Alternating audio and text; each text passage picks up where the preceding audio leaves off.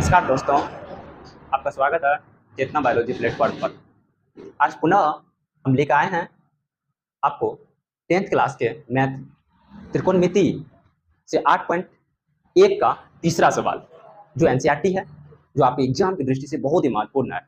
आपको कॉन्सेप्ट को समझना है और इसको सीखना है, जो एग्जाम में आप आसानी पूर्वक इसको लिख सकते हैं। आपको याद होगा, फॉर्मूला हम आपको बोले थे याद होना चाहिए, कॉन्सेप्ट भी याद होना चाहिए आपको। इस तरह से आप आसानी पूर्वक इसको सीख सकते हैं। तो हमको सवाल क्या दिया, यदि साइन ए बराबर 3/4 तो कॉस ए और tan ए का मान प्रकलित कीजिए। हमको क्या कर रहा है कि यदि साइन ए बराबर 3/4 है तो आप कॉस ए और tan ए का मान ज्ञात कीजिए। ये सवाल आपको अक्सर इस टाइप में 2 नंबर में पूछा जाता है बिहार बोर्ड के फाइनल एग्जाम में। आपको आसान होगा अगर आपको फॉर्मूला याद हो तो, ठीक है, आपको याद होना चाहिए। देखिए हमको यहाँ कितना दिया, साइन ए बराबर 3/4, तो हम यहाँ लिखेंगे साइन ए बराबर 3/4 लिख दिया।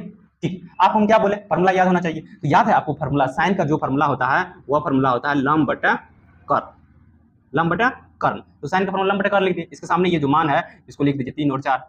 यहाँ देखिए लंब के सामने कितना है 3 और कर्ल के सामने कितना है 4। क्या ये बात समझ में आया? लंब के सामने कितना 3, कर्ल के सामने 4। इसका मतलब हुआ कि लंब का मान आपके पास 3 है और कर्ल का मान कितना है 4 है। हम आपको बोल रहे थे कि त्रिकोणमिति में हमेशा आपको लंब यहाँ कर्ल मालूम है तो आपको एक और है जिसका मान निकालना है, हम उसको बोले थे आधार। तो आपको सबसे पहले आधार का मान निकालना है। तो आपको याद होगा कि आधार बराबर जो हम आपको फॉर्मूला सिखाए थे तो रूट अंडर कर्ल का स्क्वायर माइनस लंब का स्क्वायर, याद होगा, क्योंकि हम लोग आपको बताए थे कर्ल बराबर फॉर्मूला होता है रूट अंडर लंब स्क्वायर प्लस आधार स्क्वायर। ठीक है, तो क्या ये बात याद हो गया? तो आपको क्या चाहिए, लंब का मान 3 है, कर्ल का मान 4 है, तो आपको चाहिए आधार। क्या चाहिए? आधार। तो सबसे पहले हम यहाँ मान निकालेंगे आधार का। किसका मान निकालेंगे? आधार का। तो हम लोग आधार बराबर फॉर्मूला जानते हैं रूट अंडर कर्ल का स्क्वायर माइनस लंब का स्क्वायर।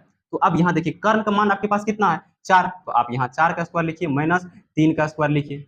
क्या इतना बात समझ में आ गया? तो आपको याद होगा, यहाँ ध्यान से देखिए क्योंकि हमको आधार का मान निकलेगा।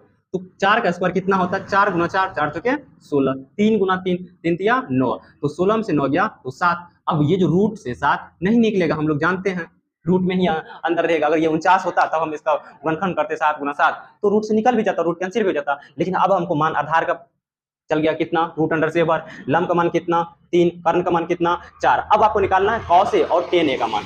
यहाँ देखिए आपको कॉस ए, तो कॉस ए बराबर फार्मूला क्या होता है आपको अच्छे से याद होना चाहिए। तो कॉस ए का जो फार्मूला होता है आधार बटा कर्ल।